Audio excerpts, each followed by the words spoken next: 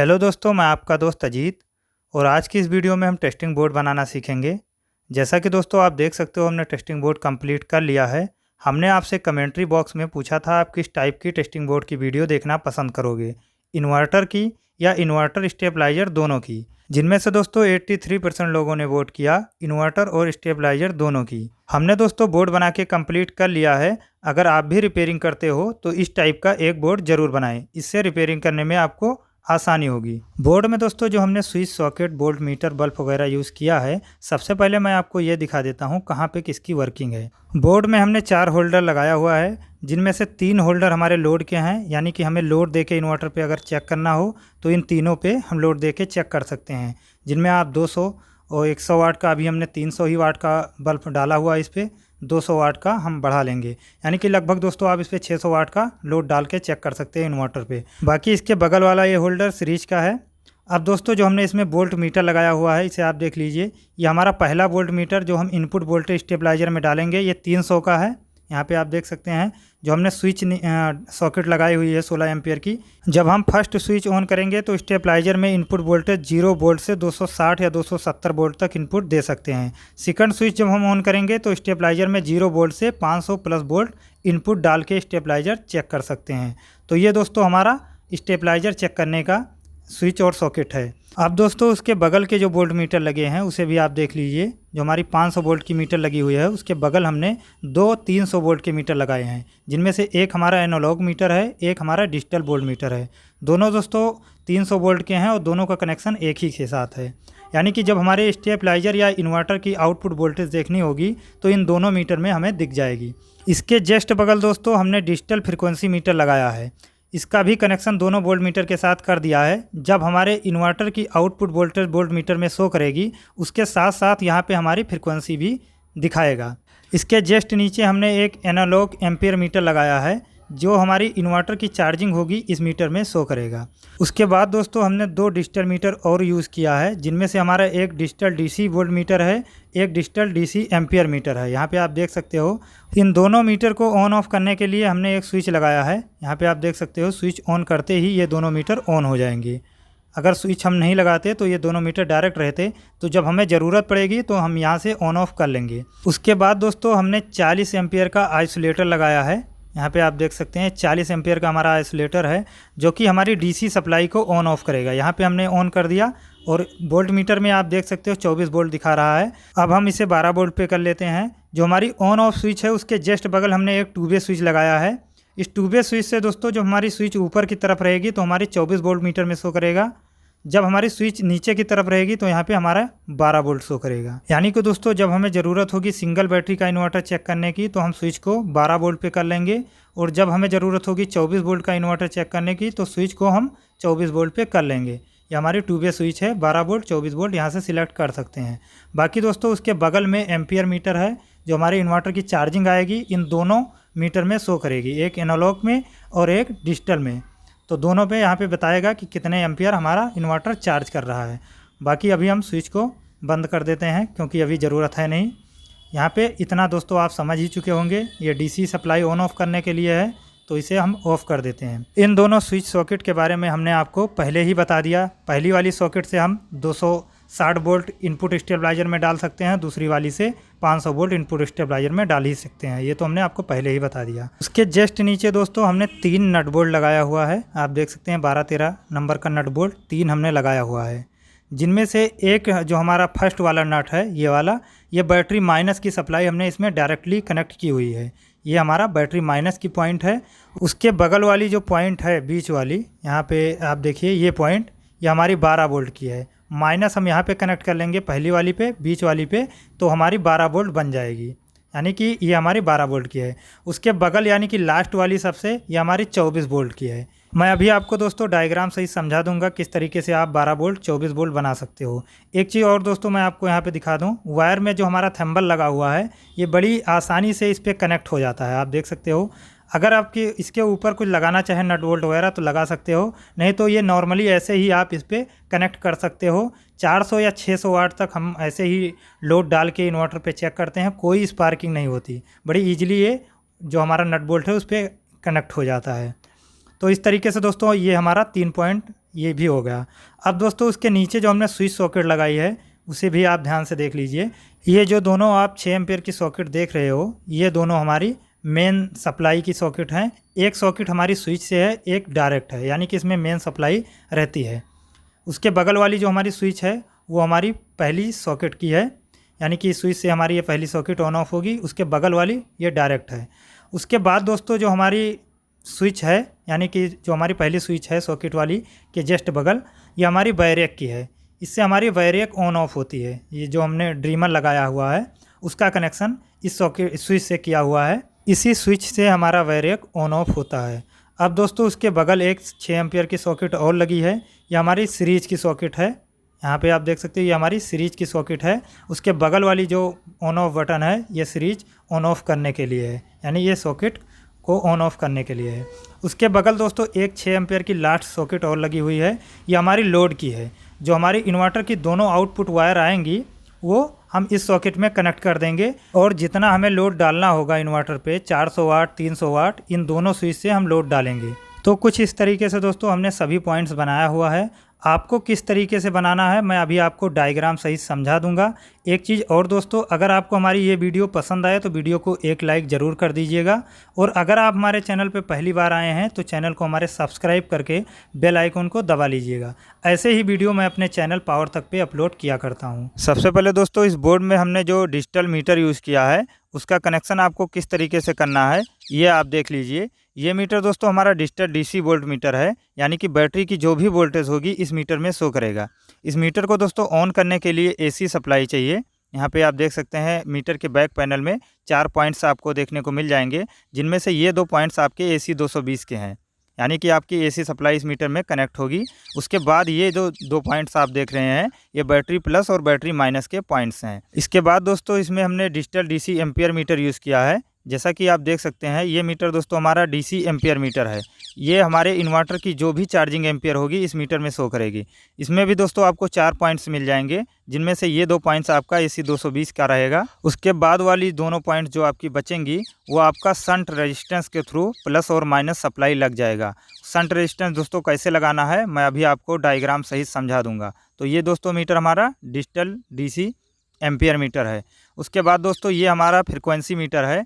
इसमें आपको इसके बैक साइड यानी कि बैक पैनल में आपको 2 ही पॉइंट्स मिलेंगे, लाइन और न्यूट्रल के। तो इस पर आप लाइन न्यूट्रल डायरेक्टली कनेक्ट कर सकते हो। इस बोर्ड को दोस्तों तैयार करने के लिए हम एक प्लाई का टुकड़ा लेंगे, जिसकी लंबाई होगी 3 फीट और चौड़ाई होगी 1.5 फीट। आपको एक प्लाई का टुकड़ा इस तरीके का ले लेना है, और अगर चाहें तो आप उसके ऊपर सरमाइका वगैरह ऐड करवा सकते हैं। हमने सरमाइका भी ऐड करवा लिया है ताकि ये देखने में थोड़ा अच्छा लगे।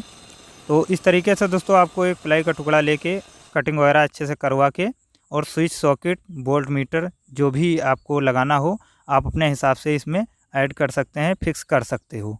तो जैसा कि दोस्तों आप देख सकते हो हमने कनेक्शन अच्छे से कंप्लीट कर लिया है। कनेक्शन दोस्तों शायद आपके समझ में ना आए, क्योंकि इसमें वायर काफ़ी ज़्यादा हो गए हैं। देख सकते हैं काफ़ी ज़्यादा मात्रा में वायर हो गए हैं, क्योंकि बोर्ड दोस्तों इतना बड़ा है, वायर तो इसमें ज़्यादा लगेंगे ही। हमने ड्रीमर वगैरह सारे के कनेक्शन अच्छे से कर लिया है। इस बोर्ड का दोस्तों हमने डायग्राम भी कंप्लीट कर लिया है। अब मैं आपको डायग्राम में दिखाता हूँ किस तरीके से आपको इसके कनेक्शन करने हैं। यहाँ पे आप देख सकते हो, इसका स्क्रीनशॉट भी आप ले सकते हो। सबसे पहले दोस्तों इस बोर्ड में हमने बैटरी की 2 सप्लाई यूज़ की है, एक 12 वोल्ट की, एक 24 वोल्ट की। नीचे वाली सप्लाई ये हमारी 12 वोल्ट की है, ऊपर वाली हमारी 24 वोल्ट की है। नीचे से हमने बैटरी सीरीज की हुई है। तो 2 सप्लाई हमारी डायरेक्टली आई है। 4 mm या 6 mm वायर से आप इसे वायरिंग कर सकते हो, जो बैटरी की लाइन होगी वो। तो यहाँ पे हमारी 12 वोल्ट और 24 वोल्ट की 2 सप्लाई आई है, और दोनों जो हमने आइसोलेटर यूज़ किया था 40 एम्पियर का, उसके ऊपर वाले पॉइंट्स में हमने कनेक्ट किया। नीचे वाली पॉइंट से हमने यहाँ पे दोनों सप्लाई को निकाल लिया है। आप देख सकते हैं ये 12 वोल्ट की और 24 वोल्ट की सप्लाई यहाँ पे हमारी आके 2 पॉइंट्स हमने लगाया है। जो 12-13 नंबर का नट है उसमें हमने एक सप्लाई डायरेक्टली 12 वोल्ट की कनेक्ट कर दी है, दूसरी सप्लाई 24 वोल्ट की। तो ये दोनों पॉइंट्स हमारे हो गए 12 वोल्ट और 24 वोल्ट के। यहाँ पे ये दोनों पॉइंट 12 वोल्ट 24 वोल्ट के हो गए। अब दोस्तों जो हमारा बैटरी माइनस का वायर आएगा, सबसे पहले जो हमने इसमें एनालॉग एम्पियर मीटर लगाया हुआ है उसके एक पॉइंट में जुड़ जाएगा। दूसरी वाली पॉइंट से हम यही वायर निकाल लेंगे, और ये वायर निकालने के बाद हम शंट रेजिस्टेंस में कनेक्ट करेंगे। यहाँ पे देख सकते हैं हमारी जो बैटरी माइनस की वायर आएगी सबसे पहले एनालॉग मीटर में जाएगी। एनालॉग मीटर से निकलने के बाद हमें शंट रेजिस्टेंस में कनेक्ट करना है। शंट रेजिस्टेंस दोस्तों आपको एम्पियर मीटर के साथ मिल जाएगा। शंट रेजिस्टेंस की जो दूसरी वाली पॉइंट्स में से हमारी वायर निकलेगी वो हमने जो नट लगाया है बैटरी माइनस का उसमें डायरेक्टली कनेक्ट कर देंगे। ये देखिए, ये पॉइंट हमने यहाँ पे जो ब्लैक कलर का आप ये देख रहे हैं, ये पॉइंट हमारी बैटरी माइनस की है। उसके बाद 12 वोल्ट, उसके बाद 24 वोल्ट, ये दोनों वायर हमने पहले से ही कनेक्ट किए हुए थे। तो यहाँ पे हमारी 12 वोल्ट 24 वोल्ट जब हमें चेक करना होगा तो हम इन्वर्टर चेक कर सकते हैं। अब दोस्तों हमारे दोनों डिजिटल मीटर की प्लस और माइनस की सप्लाई निकली हुई है। तो दोनों डिजिटल मीटर की जो माइनस की सप्लाई होगी, माइनस की दोनों पॉइंट्स हम एक में कर लेंगे, यानी कि एम्पियर मीटर का भी और डिजिटल डीसी वोल्ट मीटर का, दोनों का माइनस हम एक में करके, और जो हमारी एम्पियर मीटर की एनालॉग में से वायर निकली होगी वहाँ पे इसे हम कनेक्ट कर देंगे, यानी शंट रेजिस्टेंस के पहले। यहाँ पे आप देख सकते हैं हमने बैटरी माइनस की सप्लाई यहाँ से डायरेक्टली मीटर पे दे दी है। अब दोस्तों हमारे डिजिटल मीटर में से एक डीसी का प्लस पॉइंट बच रहा है, एक एम्पियर मीटर का प्लस वाला पॉइंट बच रहा है, यानी कि 2 पॉइंट आपके निकले होंगे, प्लस की एक माइनस की। तो माइनस अभी हमने दोनों का एक में करके बैटरी माइनस में कनेक्ट कर दिया। जो हमारे एम्पियर मीटर का प्लस वाला पॉइंट अभी बचेगा उसे हमने कनेक्ट करना है शंट रेजिस्टेंस के नीचे वाली पॉइंट पे। प्लस की पॉइंट हमें नीचे वाले पे कनेक्ट करनी है, माइनस की पॉइंट जो हमारे एम्पियर मीटर की माइनस होगी उसे हमें ऊपर वाली पॉइंट पे कनेक्ट करनी है। तो यहाँ पे हमने शंट रेजिस्टेंस के नीचे वाली पॉइंट पे जो हमारे एम्पियर मीटर की प्लस वाली पॉइंट बच रही थी उस पे हमने कनेक्ट कर दी है। अब दोस्तों हमारी डीसी वोल्ट मीटर की प्लस वाली पॉइंट अभी खाली बच रही है। तो जो हमारी प्लस वाली पॉइंट डीसी वोल्ट मीटर से निकलेगी उसे हमने कनेक्ट करना है 2-वे स्विच में। 2-वे स्विच में दोस्तों आपकी 3 पॉइंट्स होगी। तो वोल्ट मीटर की जो प्लस वाली वायर निकलेगी उसे आपको 2-वे स्विच की बीच वाली पॉइंट पे कनेक्ट करनी है। तो जैसा कि आप देखिए, ये वायर हमने निकाल के 2-वे स्विच की बीच वाली पॉइंट पे डायरेक्टली कनेक्ट कर दिया है। अब दोस्तों हमारी 2-वे स्विच में अभी 2 पॉइंट खाली बच रही हैं, एक फर्स्ट वाली, एक थर्ड वाली। बीच वाली पे तो हमने वोल्ट मीटर की, डीसी वोल्ट मीटर की वायर पहले से ही कनेक्ट की हुई है। जो हमारी फर्स्ट वाली पॉइंट होगी उससे एक वायर निकाल के जो हमारी बैटरी की 12 वोल्ट की सप्लाई हमने निकाली थी, यानी कि 12 वोल्ट वाली जो हमारी पॉइंट होगी उस पर कनेक्ट कर देंगे। तो जैसा कि आप देख सकते हैं हमारी एमसीबी से जो 12 वोल्ट की वायर आई है, 2 वायर आई है, एक 12 एक 24। तो हमने एक वायर ऊपर वाली निकाल के 12 वोल्ट पे कनेक्ट कर दी है। 2-वे स्विच की जो लास्ट वाली पॉइंट बचेगी उससे हम एक वायर निकाल के जो हमारी 24 वोल्ट की लाइन आई हुई है बैटरी से उसमें डायरेक्टली कनेक्ट कर देंगे। ऊपर वाली पॉइंट हमें 12 वोल्ट पे कनेक्ट करनी है, नीचे वाली हमें 24 वोल्ट पे कनेक्ट करनी है। इससे दोस्तों जब हमें 12 वोल्ट का इन्वर्टर चेक करना होगा तो स्विच को हम ऊपर की तरफ करेंगे तो ये लाइन हमारी 12 वोल्ट में टच हो जाएगी और हमें यहाँ वोल्ट मीटर में 12 वोल्ट की सप्लाई बताएगा। और जब हमें ज़रूरत होगी 24 वोल्ट का इन्वर्टर चेक करने का तो स्विच हम नीचे की तरफ प्रेस कर देंगे तो डिजिटल मीटर में हमारी 24 वोल्ट की यहाँ पे वोल्टेज हमें बताएगा। अब दोस्तों मीटर में अभी हमारी 2 पॉइंट खाली हैं AC 220 की। तो दोनों मीटर का दोस्तों हम न्यूट्रल वाला पॉइंट एक में कर लेंगे, यानी कि 4 पॉइंट आपकी होंगी, 2 लाइन की 2 न्यूट्रल की। तो दोनों का हम न्यूट्रल वाला पॉइंट एक में करके न्यूट्रल में कनेक्ट कर देंगे। और जो मीटर की दोनों लाइन वाली पॉइंट बचेंगी उन दोनों को भी हम एक में कर लेंगे और इसे एक स्विच से ऑन ऑफ कराएंगे। एक स्विच से दोनों मीटर हमारा ऑन ऑफ होगा। तो यहाँ पे हमने 2-वे स्विच के बगल एक ऑन ऑफ स्विच लगाई है मीटर ऑन ऑफ करने के लिए। इसमें 2 पॉइंट है, जो हमारी मीटर से सप्लाई आई हुई है उसको हम ऊपर वाली पे कनेक्ट कर दिए हैं और जो नीचे वाली पॉइंट बच रही है उससे हमने एक वायर निकाल के जो हमारी फेज आई हुई है उसमें हम कनेक्ट कर देंगे। तो इससे हमारा वोल्ट मीटर ऑन ऑफ होगा। तो ये था दोस्तों इन्वर्टर को चेक करने के लिए टेस्टिंग जिप। यहाँ पे हमने आपको कंप्लीट समझा ही दिया। अब दोस्तों जो हमने इन्वर्टर के ऊपर जो लोड दे के हम चेक करते हैं वो मैं आपको दिखा देता हूँ। तो लोड के लिए दोस्तों हमने टेस्टिंग बोर्ड में 3 पिन का सॉकेट लगा दिया है और उस पर हमने यहाँ पे लोड भी लिख दिया है ताकि आपको कोई कन्फ्यूज़न ना हो। उसके जस्ट बगल दोस्तों हमने 2 स्विच लगा दी है। इन दोनों स्विच से दोस्तों हम इन्वर्टर के ऊपर लोड डाल सकते हैं, 200 या 400 वाट, जो भी आपको लोड डालना हो डाल सकते हैं। सबसे पहले दोस्तों इसका जो न्यूट्रल होता है वो हमने जो दोनों होल्डर लगाया है, दोनों होल्डर की पॉइंट में न्यूट्रल डायरेक्टली ऐड कर दिया है। इसके बाद दोस्तों यही न्यूट्रल हमारा जो वोल्ट मीटर, फ्रिक्वेंसी मीटर और एनालॉग वोल्ट मीटर है, इन सभी के पॉइंट में एक एक पॉइंट पे हमने यहाँ पे डाल दिया है। ध्यान देना है दोस्तों आपको कि आपका जो मेन लाइन का न्यूट्रल है, इसका न्यूट्रल है, दोनों का न्यूट्रल आपस में नहीं जोड़ना है। जो हमारी फेज वाली लाइन होगी दोस्तों वो हम सॉकेट से निकाल के दोनों स्विच के पॉइंट में शॉर्ट कर देंगे। शॉर्ट करने के बाद दोस्तों यही फेज हम लेके जाएंगे volt meter, frequency meter, analog volt meter में, यही फेज़ हमारा जाएगा। तो यहाँ पे आप देख सकते हैं लाइन भी हमने डायरेक्टली सॉकेट से लिया है और फेज़ भी स्विच में शॉर्ट करके फिर यही लाइन यहाँ पे आप देख सकते हैं हम लेके जाके, और जो हमारा volt meter, frequency meter, analog volt meter, ये तीनों लगा है, हमने तीनों में डायरेक्टली ऐड कर दिया है।